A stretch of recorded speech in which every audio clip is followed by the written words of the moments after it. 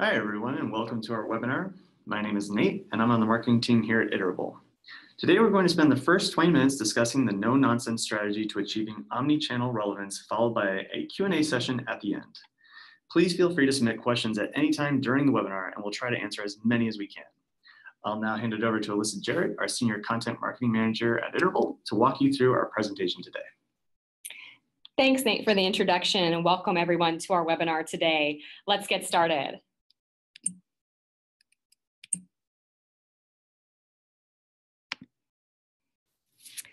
All right, today we're going to be discussing what consumers expect from brands and what we call the now economy. We're then going to break down and define the term omni-channel relevance and give you insights on how to remove the technical roadblocks from achieving this mission. Afterwards, we're going to cover the 5 foundational pillars of relevance and the questions you can ask yourself to determine how you're doing in implementing an omni-channel strategy. And then lastly, we're going to distill today's presentation into a practical action plan with incremental steps you can take now to crawl, walk, and then run your way to better marketing. So let's jump into it. What has changed in the past decade that has made omni-channel marketing strategy mission critical? We think that recent technological advances have ushered in what industry experts call the now economy, where leading companies like Uber, DoorDash, Spotify, and Snapchat have revolutionized how consumers live, work, shop, and communicate. These corporate powerhouses have transformed consumer expectations as well. For instance, we used to accept the fact that a trip to the airport would require booking a cab several days in advance. But today, we're disappointed if we have to wait longer than 5 minutes for an Uber. We demand as consumers that they give us exactly what we want, when we want, right now. So the only moment that matters to your customers is what is truly relevant to them in this instant. But unfortunately, as consumers' access to information and on-demand services increases, a brand's ability to respond to their needs becomes increasingly complex. In fact, we've noticed that the average consumer is exposed to 10,000 brand messages a day, the majority of which are not relevant to them at all. In response to this onslaught, Blue Research has found that 94% of consumers will discontinue a brand relationship if the messaging is off base. So the margin between a click or an unsubscribe is razor thin when a brand misses its mark. And then not only do customers want relevance in their messaging, they want that relevance across multiple channels. You can see this in this past week as we've celebrated Black Friday and Cyber Monday. I know myself when I'm shopping, I might start browsing on my phone. I might check the store's app for some promo codes or some deals. You know, you get distracted with Thanksgiving cooking, and then, you know, you come back a couple hours later and you may make a purchase on your desktop. So you want to make sure that you're not only providing a relevant experience, you want to make sure that experience is seamless across all of the devices and platforms that consumers use today. Of course, this is easier said than done, as all us marketers can attest. You know, consumers are trading a wealth of data in exchange for what should be better customer experiences. Unfortunately, most businesses are just doing a poor job picking up on their customers' digital body language, so to speak. In fact, Accenture finds that 80% of consumers receive inconsistent messaging and a fragmented experience as they travel from channel to channel. So delivering a seamless, personalized experience is how companies can use all of that customer data for good. You know, and in this now economy, it's more challenging than ever to grab consumers' attention and keep their long-term loyalty. So to defeat your competition, you must prove your worth with every customer interaction. And that's what brings us here today. Your task as the growth marketer is to create what we call omni-channel relevance. We've heard from other marketers that when you want to cut through all of the noise, get relevant with your customers, reach them on the device of your choice, and of their choice, excuse me, and do this in the most efficient way possible, achieving omni-channel relevance is the best way to do this. So we're going to walk through some steps on how you can achieve omni-channel relevance and, you know, talk about some steps that you can take now to set yourself up for a positive 2018.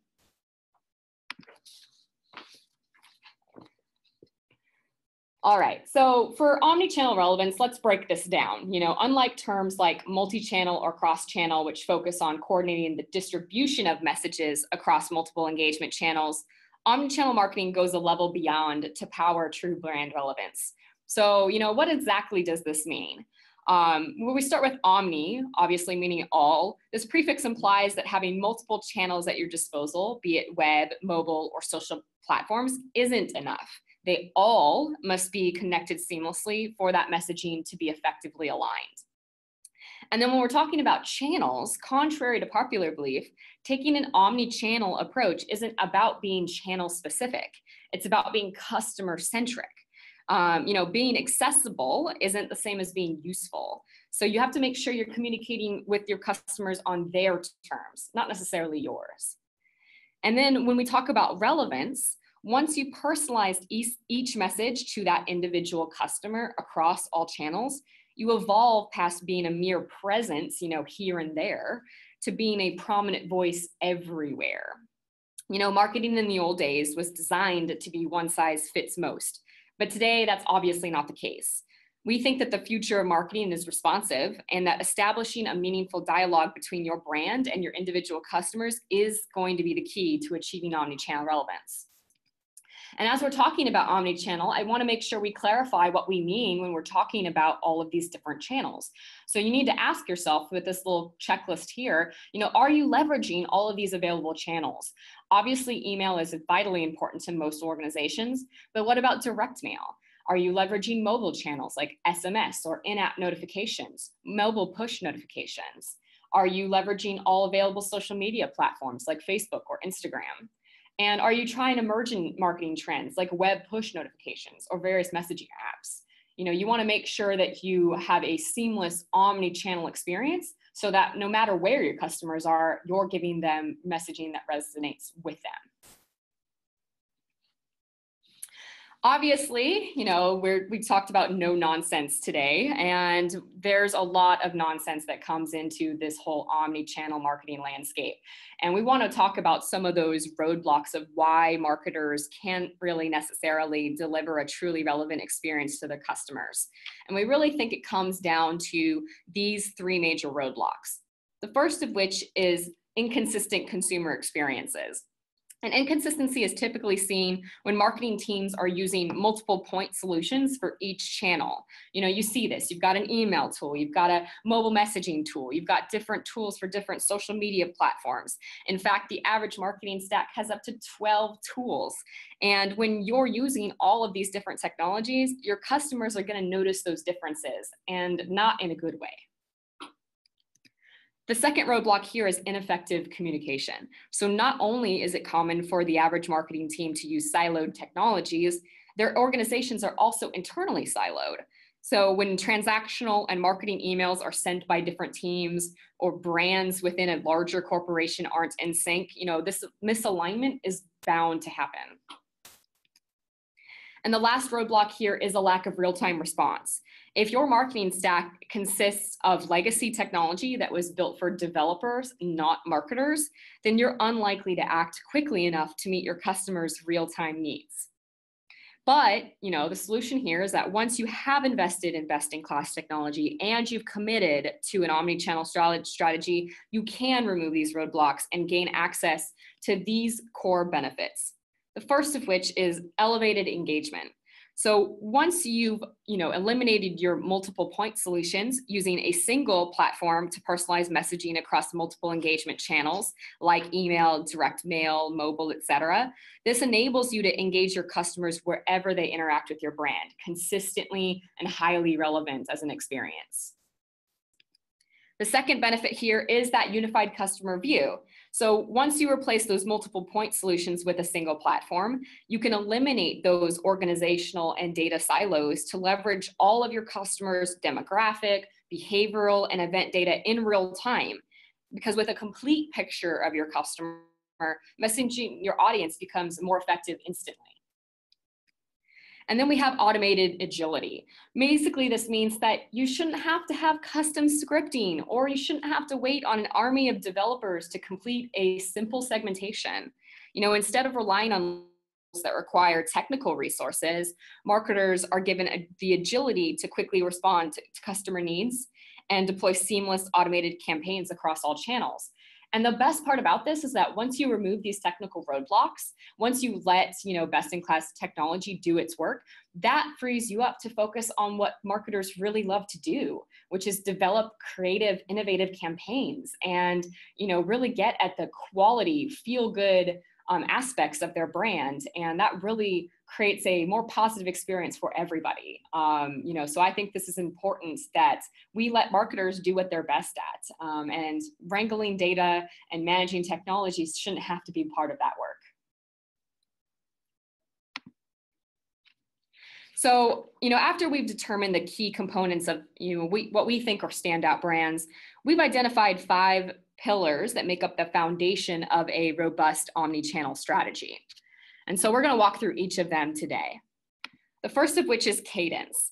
And at any given moment, you're probably sending a variety of messages to a massive number of subscribers. Cadence represents how effectively those messages are being coordinated to tell a unified story that resonates best with your audience.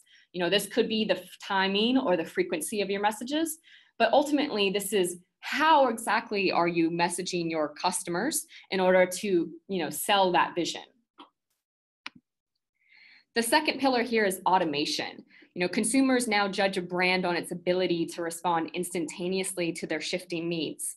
If your marketing team spends more time slogging through all of the manual work that it takes to execute a campaign than taking swift, decisive action, you're missing valuable opportunities to captivate your audience. So it's really about responding to every customer signal or event in real time. The third pillar here is what we call mediums. And the mediums are not just the channels that you're using as a brand, but just the cohesive experience created from all forms of communication. We consider your brand as the sum of all of its parts because marketing channels will rise and fall in consumer popularity, right? Every time someone says email's dead, it's not going anywhere. So there are certain lasting technologies, but there's also new social media platforms that rise, and dominate the scene every few years, or there's different trends and different opportunities to message, in interesting ways. And so you got to make sure that you're ensuring that all mediums share unified messaging, regardless of what's currently on trend.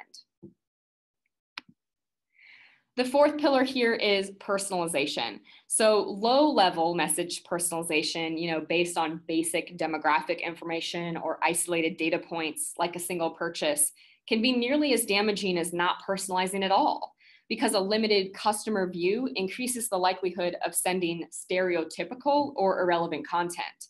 So you want to make sure you're segmenting your customers and you're personalizing their messages on their terms and not making assumptions about what they want.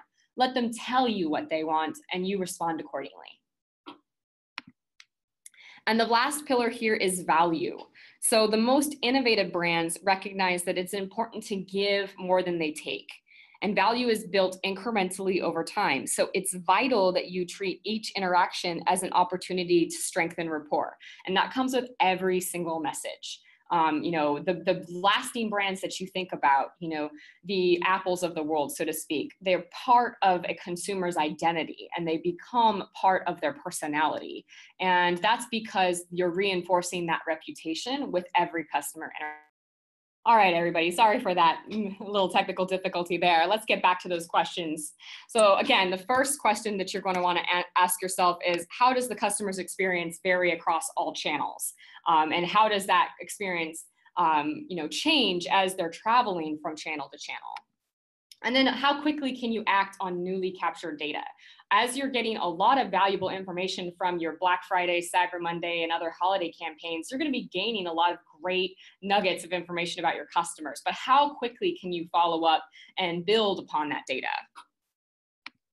And then lastly, how would integrating a new channel complement the customer experience? Like I said, there's certain brands that rise and fall and certain channels that rise and fall in popularity. So how would that channel complement the overall experience of your audience? And then how unique are your messages to individual subscribers? So the goal here is to create a one-to-one conversation with your audience. And how deep can you drill down to make sure that you're having a very organic conversation?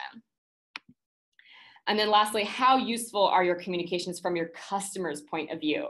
I think as marketers, sometimes we get too, deep in the weeds and we've got this very narrow focus and tunnel vision, and we may not be seeing the messaging from the customer's point of view. And you want to make sure you step back and request that customer feedback and make sure you're providing a valuable experience overall. All right, so as you're getting started, as you're absorbing all this information and you're evaluating different technologies, anyone who does claim that you can become an overnight omni-channel success is talking nonsense, but you can make incremental improvements today to optimize your marketing programs. So whether you're taking baby steps to go beyond the basics or you're ready to win, a marketing marathon, so to speak, we are providing an easy to remember action plan to crawl, walk, and then finally run your way to omni-channel relevance. So the first part, again, is crawl. You got to identify how adding a channel would influence your strategy and deliver higher ROI. At this stage, you might be a single channel organization, primarily on email, and that's okay. We all have to start somewhere, but how would experimenting on mobile or adding a new social media platform influence your marketing strategy? And then the second piece is developing a multi-step messaging campaign for each part of the customer lifecycle. So it's common for companies to have a single welcome email to new users, but how can we branch that out and develop a multi-touch welcome series? Or if you send one reminder when a customer abandons a shopping cart online, can we send multiple reminders to make sure we're getting higher ROI and a higher lifetime value of that customer? And then the last part is building out those subscriber profiles with data to improve that personalization. So at this stage, your customer view may be very limited, and the more information that you can gain from your customers, the better. And that means including all first-party and third-party data into one single source. So it's very easy for you to get that, so-called 360-degree view. And then once we're, evolved past the crawl stage and we're becoming more sophisticated, now we're probably a multi-channel organization, and we're not just testing the messages within a channel, but we're also testing which channel overall better performs. Do they respond better with a text message versus an email? Or do they prefer to receive their notifications in the app versus on push on their mobile device? These are the kinds of experiments you should be running. And then you want to align all your marketing functions and coordinate those messaging efforts. So if you've got your transactional messages and marketing messages coming from different teams, what can you do to get them aligned? And how can you work together to make sure you're creating a seamless experience? And then at this stage, you've built out your subscriber profiles, but it's very, very, very critical to make sure that you're not, so-called dirty in, dirty out. You want to make sure that the health of your customer data is extremely positive by cleansing that data and filling in any informational gaps. And again, pulling in all your data sources in one place is an easy way to do this. So you're making sure that you're not sending irrelevant messaging to your audience. And then as you've evolved past the walk stage, now you're becoming truly sophisticated and you're ready to develop a truly omni-channel strategy. And the ultimate goal here is facilitating those one-to-one conversations, regardless of the marketing channel. You've gone from single to multi-channel, you've done a lot of testing and experimentation, and now you're being everywhere and you're being useful no matter where they are. And then the next point here is reducing the dependencies on technical resources. So at this stage, you likely do have that average marketing stack of 12 or more tools. And it does probably take quite a few engineers or developers to manage those technologies. So how can you reduce those technical resources so you can become more agile and nimble as a marketing team?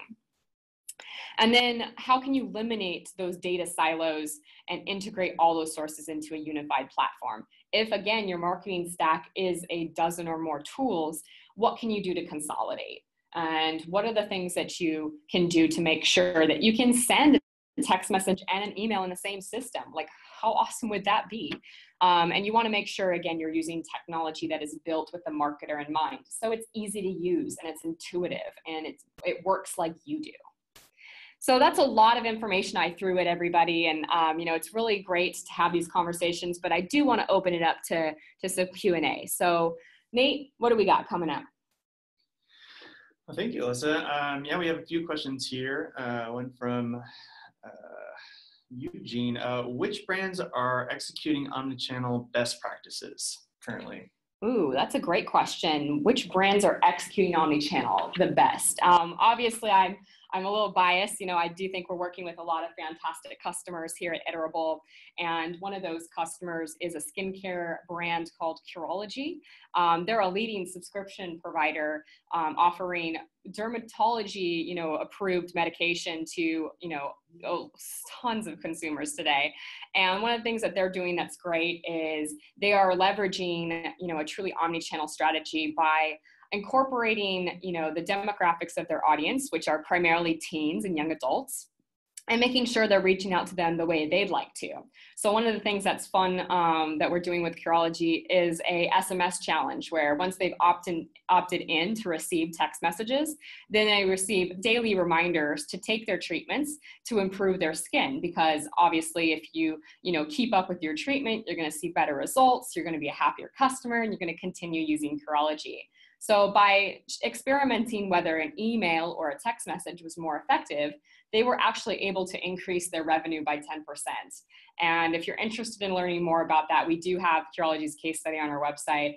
It's a fantastic story of a wonderful consumer brand that's doing some really exciting things across all channels. Great.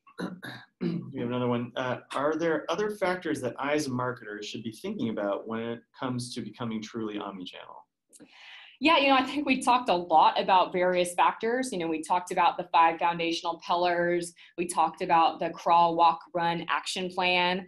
But ultimately, it really does come down to those baby steps. And you want to make sure that you are testing. I think a lot of marketers may be getting a bit overwhelmed, right? There's a lot to do, and there are a lot of channels to be involved with. And you might have that sort of analysis paralysis of where do I start?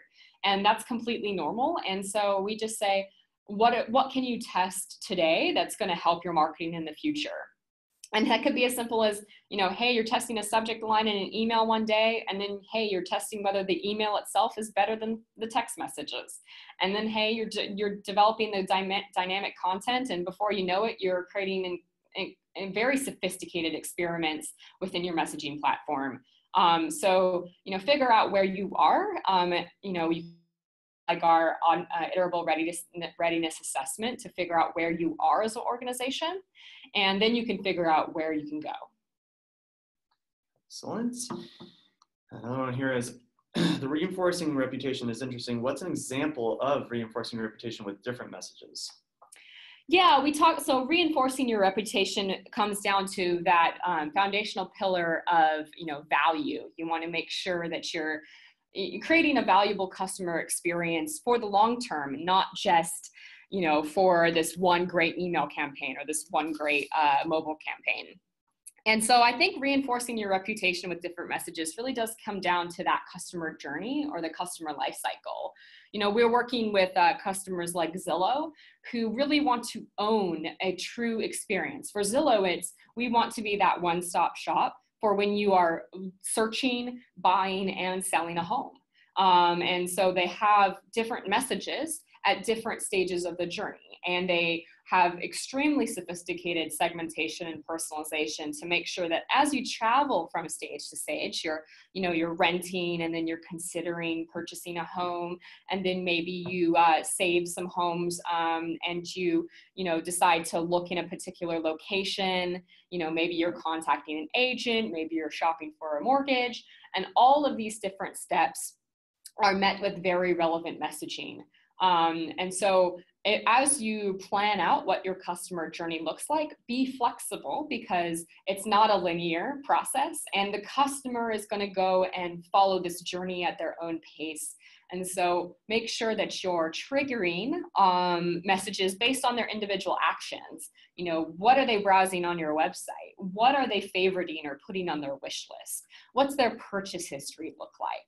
Every individual event that a customer does is an opportunity for you to get more granular and more relevant with your messaging. So I would say, you know, definitely make sure we're planning out our messages according to that customer journey and responding in real time as that journey changes and is in a fluid state.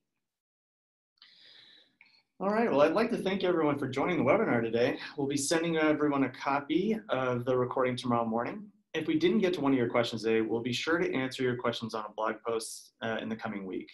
If you're interested in requesting a demo of Iterable and learning more about becoming truly omni-channel, please visit iterable.com to request a one-on-one consultation with a product specialist.